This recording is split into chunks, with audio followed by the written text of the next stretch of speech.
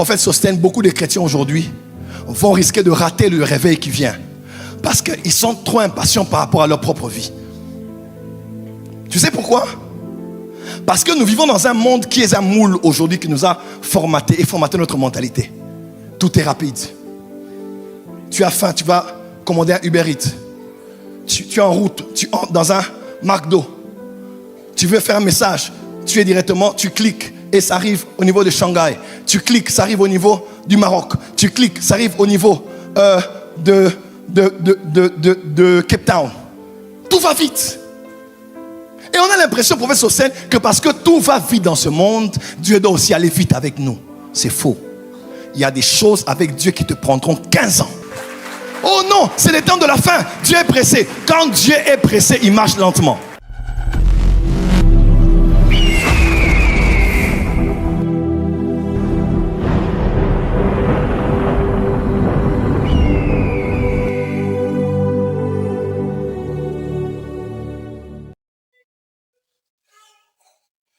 Il est sur la montagne. Il voit le plan architectural. Il voit le tabernacle. Un tabernacle détaillé dans sa structure, dans son ossature. Au millimètre près, les couleurs, les dimensions, tout était décrit au millimètre près de chaque ustensile, mobilier, tout ce qui devait faire partie du tabernacle, y était décrit dans la vision qu'il recevait. Et à un moment donné où Dieu me révélait cette vision, Dieu parlait de cette vision, un événement se passait au niveau de la vallée. Qu'est-ce qui se passait? La population s'impatientait en disant Moïse a trop traîné. Moïse a trop duré. Moïse est où? Jusqu'à présent, on attend Moïse, il n'est pas là. Et qu'est-ce qu'ils font? Ils disent non. Nous, on est habitués à l'adoration depuis l'Égypte. On a besoin d'un Dieu qu'on va adorer. Ici, dans la vallée. Et tout le peuple part. Et coince celui qu'on appelait Aaron. Il coince Aaron et dit à Aaron, nous nous impatientons, tu vas faire une idole que nous allons adorer parce que Moïse tarde à venir. On ne sait pas s'il vit encore ou bien s'il est mort. Pendant qu'il dit ça, Moïse est dans la nuée. Moïse est dans la gloire. Moïse reçoit des visions. Moïse reçoit le plan d'un tabernacle dont on parlera même dans le livre d'Hébreux au Nouveau Testament. Moïse perçoit quelque chose d'extraordinaire qui allait même être l'image de Christ parce que Jésus même lui-même représente le tabernacle. Mystère exceptionnel du tabernacle. Et Moïse est là en train de voir la vision. Et Dieu parle, Dieu parle, Dieu parle, Dieu parle du tabernacle. Et pendant ce temps-là, Aaron était à côté. Sous la pression de la foule, sous la pression des amis, sous la pression des parents, sous la pression des anciens, sous la pression de la foule. On dit, ne reste pas là, Aaron. Nous sommes avec toi. Mais nous voulons que tu fasses une idole qui allait les séparer de Dieu. Quelqu'un est avec moi? Il le poussait à faire quelque chose qui était contraire à ce à quoi il était appelé. Lui qui était appelé à garder la proximité entre Dieu et son peuple, on le poussait à faire une idole qui allait exciter la jalousie de Dieu et se séparer de son peuple. Fais-le, fais-le, fais-le, fais-le. Il dit, bon, je ne suis que prophète de Moïse. Je ne sais pas ce qui m'attend demain comme office. Que faire? Ils sont plus nombreux que moi. Et Aaron a cédé à la pression.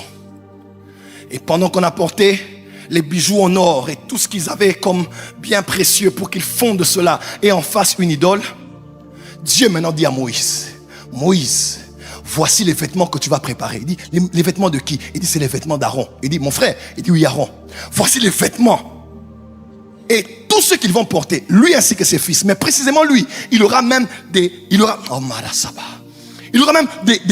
pierres précieuses sur la poitrine. Ses vêtements à lui seront tout à fait différents des vêtements de ses fils. Parce que lui, il a une dignité particulière à laquelle je l'ai appelé. Pendant que Dieu disait ça, Aaron est en train de fondre l'or. Et de faire Mashaba. Aaron, si tu savais.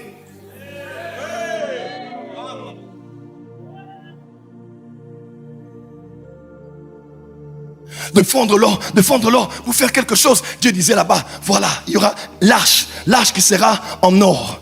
Et Aaron viendra ici, il versera le sang pour que je me réconcilie avec mon peuple. Et pendant ce temps-là, Aaron de l'autre côté est en train de faire un veau d'or. Aaron, si tu savais. Dans la vallée, on te pousse à faire des choses inimaginables. Mais tu ne sais pas que sur la montagne, le conseil céleste parle de toi. Le conseil céleste a arrêté de faire quelque chose de nouveau qu'on appellera sacerdoce. Qui se déroulera dans un cadre qu'on appelle tabernacle.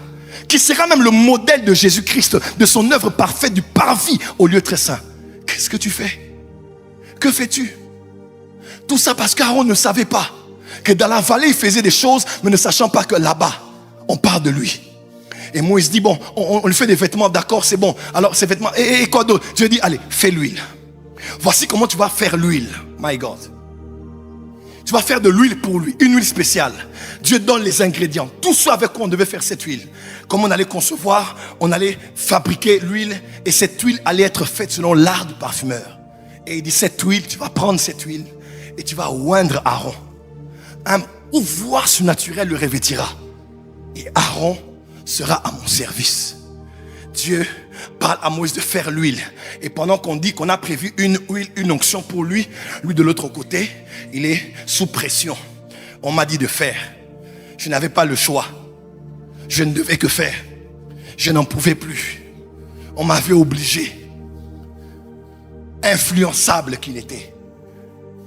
Et lui qui était appelé à être un prêtre pour amener le peuple à ne pas adorer une image, mais à adorer El Olam, Hachem, celui qu'on appelle le nom, celui qu'on ne peut voir, celui qui a même dit à Moïse dans Exode chapitre 20, il dit tu ne feras pas des dieux en image taillée pour représenter ce qu'il y a dans les cieux, sur la terre ou ailleurs. Tu n'adoreras pas des idoles. Et Aaron qui était appelé à veiller sur ça était celui qui en avait fait pour Israël. Aaron, si tu savais. Aujourd'hui, enlève Aaron, aujourd'hui, mets ton nom. Il est très possible que tu fasses ce que tu fais, que tu sois comme tu es, parce que tu n'as aucune idée du plan que Dieu a sur toi, du rôle que tu as à jouer et de la responsabilité qui est tienne. Dans Apocalypse, on parle, on dit, parce que les vêtements blancs sont les œuvres des justes. Est-ce que tu sais qu'il y a des œuvres auxquelles Dieu t'a appelé? Il y a des choses que Dieu t'a appelé à faire dans les 30 dernières années de ta vie qui vont bouger le monde comme ont bougé le monde une femme qu'on appelait Catherine Kuhlman. Comme a bougé le monde une femme qui s'appelait Aimé Simple McPherson. Comme a bougé le monde un homme qui s'appelait John Gillek. 100 000 guérisons en une année attestées en Afrique du Sud. Il y a des œuvres qui ont été préparées pour toi. Mais que fais-tu? Où es-tu? Comment te comportes-tu? Que fais-tu maintenant? Il est possible que tu sois là parce que les amis, parce que là où tu habites actuellement, on te dit d'aller en boîte. Et toi aussi tu dis bon, j'ai pas le choix. Puisque j'habite chez eux, je suis obligé d'aller pour ne pas les léser. Bon, je ne boirai pas, je ne fumerai pas, je ne danserai même pas, mais allons-y quand même. Et je prends mes pieds, je me laisse influencer par la foule. Et pendant que j'y vais, au ciel, Dieu est en train de prévoir que je serai une puissante prophétesse.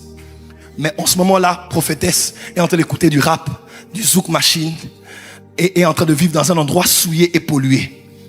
Aaron, si tu savais, tu vis comme tu vis parce que tu ne sais pas qui tu es au fait. Toi, tu crois que ta vie se limite seulement là à attendre. Frère, il y a des choses qui sont glorieuses que Dieu a prévues pour ta destinée. Mais le mal avec toi, c'est que tu es distrait. Un réveil est en train d'arriver à Bordeaux. Une puissance de Dieu veut descendre. Mais Dieu cherche des vases dans lesquels il va déverser cette gloire. Mais ces vases-là sont en train de cohabiter avec un copain depuis quelques mois. Ces vases-là sont en train de vivre dans la pornographie actuellement. Et de fuir l'église en cherchant les raisons sur c'est la faute des pasteurs, c'est la faute de l'organisation. Alors que Dieu t'appelle à de plus grandes choses. Toi, tu es là dans la vallée. Tu n'es pas un homme de vallée. Tu es un homme de la montagne. Tu n'es pas un homme d'une idole. Tu es un homme qui adore un Dieu qui n'a ni commencement ni fin. Qui ne peut pas être embouté, empaqueté, qui ne peut pas être limité dans une statue que l'on doit adorer. Aaron, j'aimerais te dire 3 choses. La première, tu as des responsabilités qui t'attendent. Arrête d'être impatient. La première chose qui a poussé Israël à faire ce qu'Israël a fait, c'était l'impatience.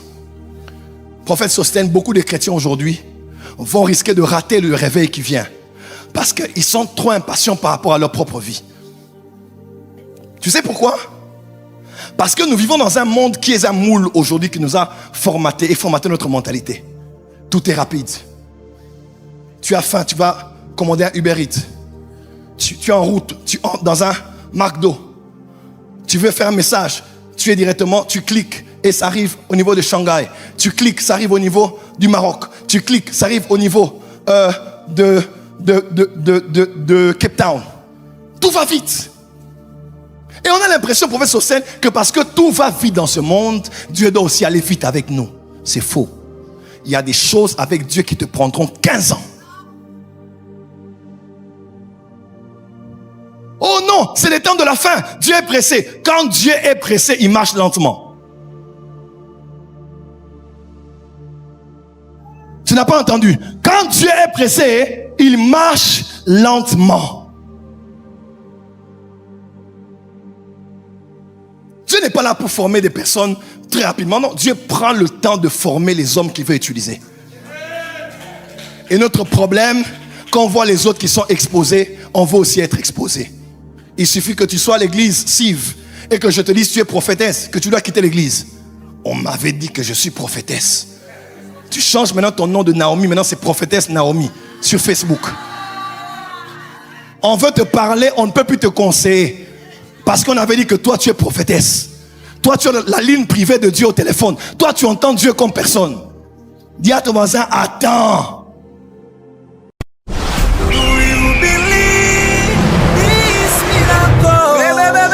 Supernatural dunamis power. Rakoto.